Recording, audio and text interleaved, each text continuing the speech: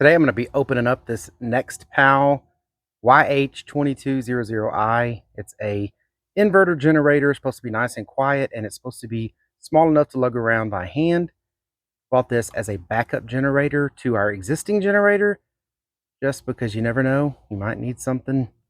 Sometimes that first one won't crank. Let's take this thing out of the box and get it running. All right, and in the box, it was packaged pretty well. It had a lot of foam wrapped around it, so looks safely put in the box. But you're going to get the generator itself. Comes with a funnel to put oil in it, because it does not have oil in it from my understanding. Comes with this really cool toolkit where you've got, you know, Phillips and flathead in it, and then spark plug tool and the little bar to, twist it, and then the manual to tell you all about this thing. So I want to get this thing cranked up, so I'm gonna have to probably put some oil and gas in it. This is the front display panel, right? Eco mode, which is good. Inverter generators, a lot of them have this eco mode, so that way it kicks the idle down really low, conserves fuel, but when it needs it, it spins it back up. You've got a digital display here. It is parallel capable. Got your standard ground. It has this USB port and USB-C, so it's USB-A and USB-C on the front, so if you need something like that. Two AC ports here. You've got an AC reset button here. It's got your carbon monoxide warning, oil issues, inverter, or power issues. Some of the cool things is, one of the things I kind of liked on this is it's got this flip top vent. So, all right, so if you flip it this way, the vent is on and it's allowing for, air and everything to vent out of the tank. You'd want to have that going like that when you're running it. But if you flip it to off, it seals this. So you're less likely to have fumes and everything. Let's say if you have it in your RV, in a storage compartment, something like that. Not that you'd want to do that. Anything with fuel, you'd want to have vented somewhere. But let's just say you had to put it in a storage compartment. This would help with, cutting out those fumes, reducing chances of spillage. It has the exhaust. And if you don't know, exhaust gets hot, so don't touch it. It's got the spark arrestor and everything, so it should be safe, in parks. And then here's your other side.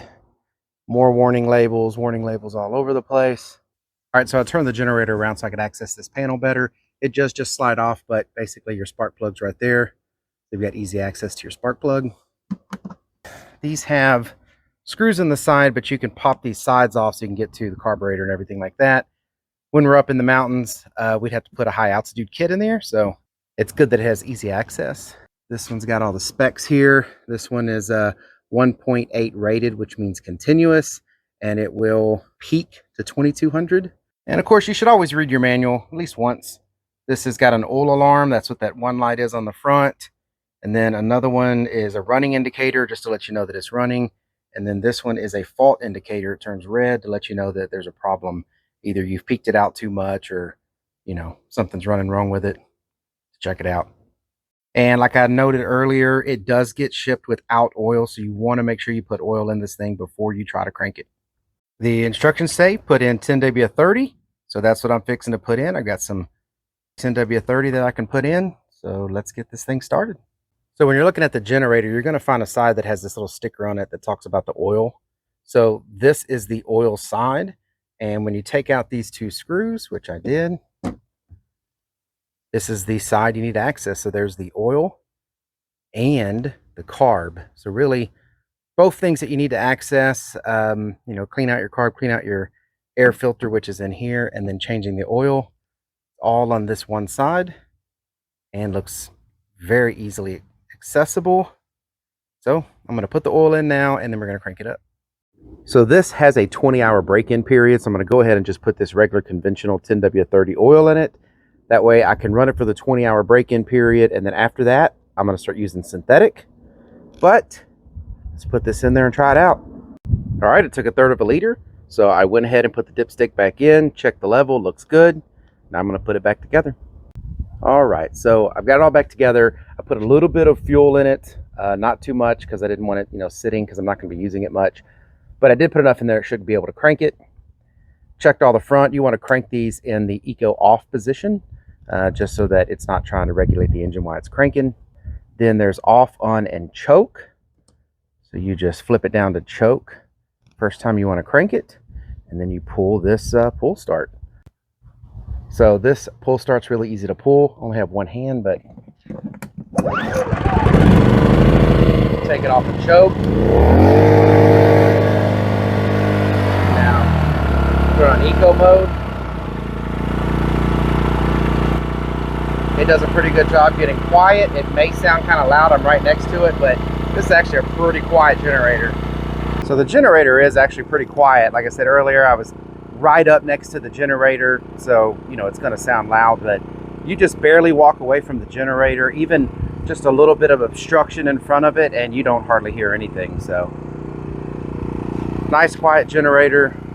All right, so for the display, this is the actual meter that's on the front. So this stands for voltage, 123 volts. This is the frequency that the AC power is being generated at, 60 hertz. R is the actual amount of time that you're running it on this run. So this is the run time right now. Now the next one is the cumulative time, so basically all the time added up. This one is basically your hour meter, and the one before that was that one time's running hour meter. So it can kind of keep, you know, it's like a trip meter. It resets every time you kill it. But that's it. That's all you're going to get on the display, which is pretty much everything you need. So I'm going to go ahead and turn this off.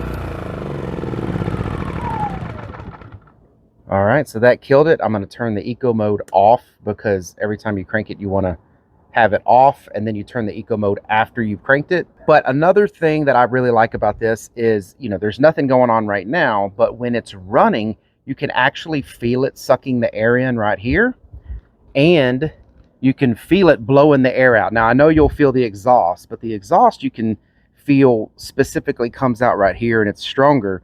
But if you put your hand a little higher where the open grate is, you can feel the air moving. So there is basically a fan forcing the cooling on that engine coming out of this case. So you don't have to worry so much about, oh, is this case, you know, hindering it and not keeping it cool. No, this case is acting like a hood and everything, and there is a fan in there blowing that air out. So should stay nice and cool. All right, so it is pretty quiet. It's about as quiet as our other inverter generator. That is the 3500 one. When it's down RPMs on eco mode, it gets quieter, of course, so that's good. And it does step up when there's a load. I mean, it seems to be working out really well. I plugged a few things into it just to make sure that, you know, it's running fine, and it, you know, it handled the load with no issue. And, you know, it can do parallel mode. So if you have a generator and it's just not cutting it and needs a little bit more power, you could always parallel this thing to give you even more power to take that step out of backup generator and more into inline generators. But yeah, all in all, great little generator, and I think we're going to be pretty happy with it. So I hope this video was helpful. Thank y'all very much for watching. Take care.